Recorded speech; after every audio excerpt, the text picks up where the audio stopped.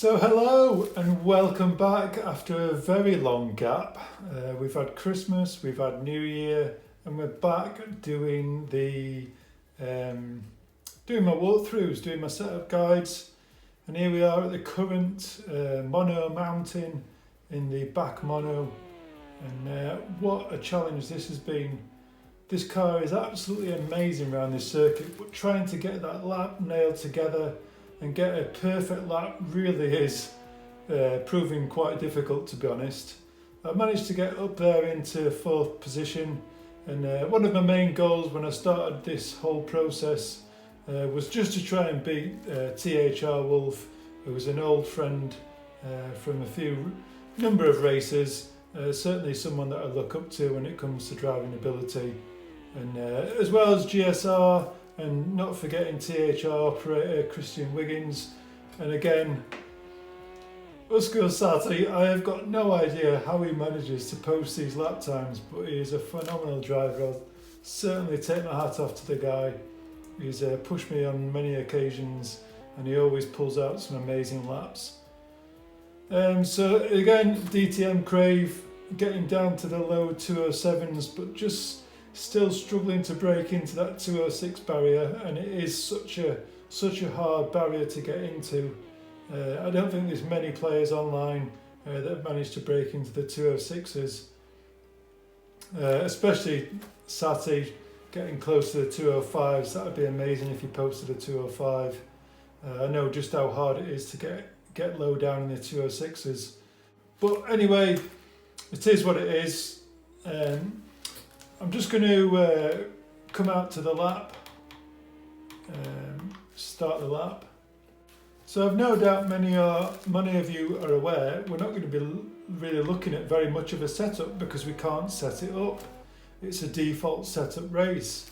But does that mean we can't do anything? I hear you say, what can we do?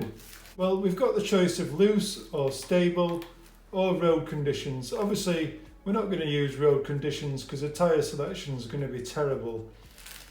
Can we use stable setup? Well, of course you can. It's completely up to you what you choose. But in all fairness, I've had a little look at the setups, and the major change for me was the amount of braking application, the pressure. I think it's set at 80 on stable, and I think it's 100% on loose. But one of these is either way around. And also the brake balance is totally different. I think on loose it's set at 55% to the front, and on stable setup I think it's something like 62 to the front. But anyway, loose is the one I'm going to choose because it just allows the car to rotate much easier. One of the other things that is an option, and something that I do because I'm using the McLaren GT3 wheel, if you come to the control setup and you go to the configuration, usually I would have steering sensitivity set on 50, but because you can't do anything with the steering ratio of the car by tuning it and bringing it down to something about 8 to 1 steering ratio, I think it's 8 to 1, or I can't remember what it is exactly, but to get something like that, I've just increased it to 65. I did go all the way to 70, but it just felt a little bit too twitchy on turning. It just didn't allow me that fine tuning ability really. So that's one of the only things that we can do. The other thing that we can have a look at is the selection of buttons. So one of the things that we can adjust during the event, although it's a default setup, we can adjust the brake bias, either increasing it or decreasing it during the lap. And that's definitely something that I would recommend for this circuit. So let's come out and we'll take a drive around the circuit. It's a fantastic lap, this, it really is. But you really need to really wring the neck out of this car to get the lap in. So as we set off, this is going to be a corner that's a practice time and time again because it's going to be the last corner on the circuit, and it's a tricky one to nail, to be honest. So really take some time practicing that corner. If you mess up the lap, do the full lap and practice the last two sections, because the number of times that I've been well ahead of Wolf, whose Ghost I used, probably at least 6 to 8 car lengths ahead of him, and I've stuffed it up on the last 2 corners. He really does nail that last section really well. So we're going to be accelerating up. We're going to be into 4th gear, maxing out in 4th gear, and we're going to be braking. In fact, let me just 100% check that. So we're going to be up into 5th gear.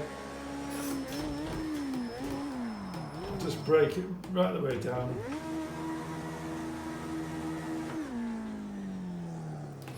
So as we approach this 100-yard board, we're looking to the green lamppost just past that 100-yard board. So we're going to start braking just around this area here. It could be a little bit after or just on the nail. So we're going to be in 5th gear. We're going to drop down 1 gear to 4th gear, still on the brake pedal, and then down again to 3rd gear. Heavy on the brake pedal, get the car to turn in and let it drift out. Applicate the throttle and get on that power all the way up, get it redlining, change gear, again right to the red line and change gear. I'll slow it down again here. This is our braking spot just here, just on the right hand side. On the left hand side there you can see the edge of the wall. Well, as the tarmac finishes, that's going to be our braking point. We're in 6th gear. So we're going to drop down 1 gear to 5th and then again down to 4th, and we're going to be back on the power almost instantly, making sure we don't go on the left hand side of the circuit and pick up that off camber part of the corner. Heavy on the throttle, let the car drift all the way out wide, and then we're going to take 2 pushes to change the brake balance up into 5th gear.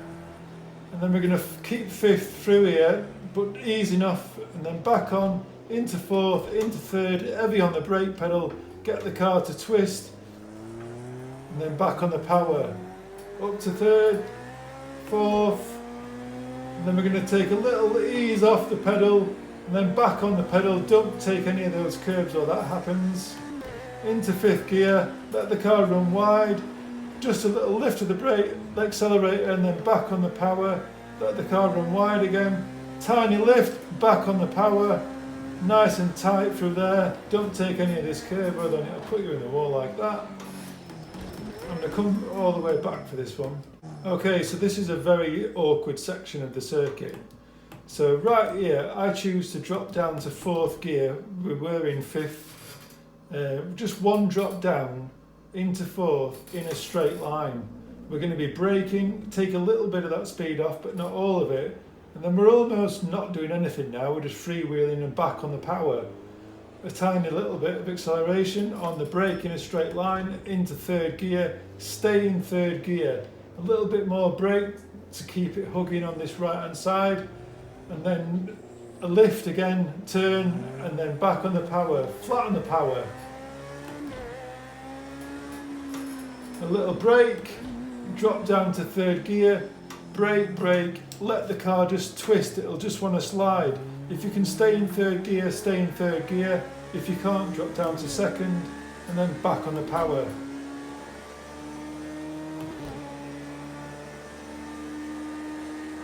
Probably one of the toughest sections coming up, I think. Nothing we can do about the gear ratio to get more power.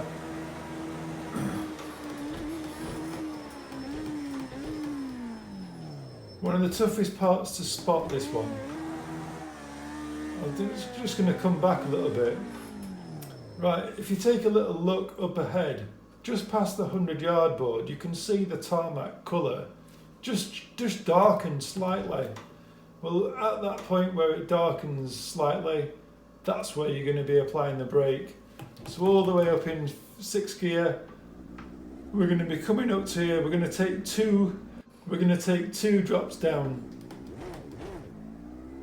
and then we're going to stay in 4th gear, and then 1 last drop down to 3rd and back on the power,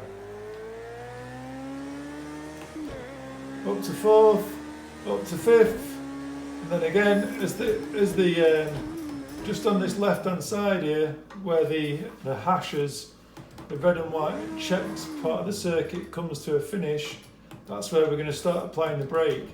Where we're going to brake in a straight line from 5th gear, just brake, brake, brake, and then we're going to start dropping down the gears, down to 3rd gear and chuck the car in.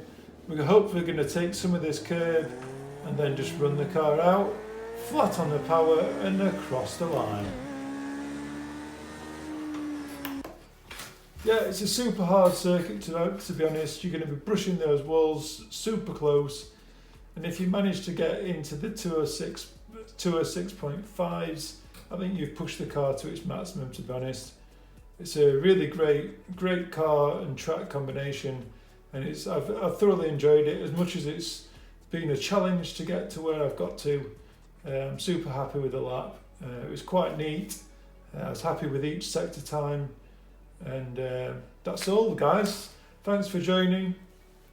I have got something I would like to do on my next video, but I'll be trying to put that together over this next week. Something I'd say it's a little bit special, but hopefully I can sort of get what I want out of the video and get the point across. So remember, hit that like and subscribe button, guys. And Happy New Year to everybody that's part of the channel. I'd certainly like to say just a big thank you to all my subscribers, really. I've got loads of really nice comments over the past couple of months, and it really does make it worth my while to receive every one of those comments and just receive that feedback. So if you've got anything you'd like to suggest or anything you'd like to say in the comments, please do so. They're very much welcome. So thanks again, guys, and until next time, ciao for now.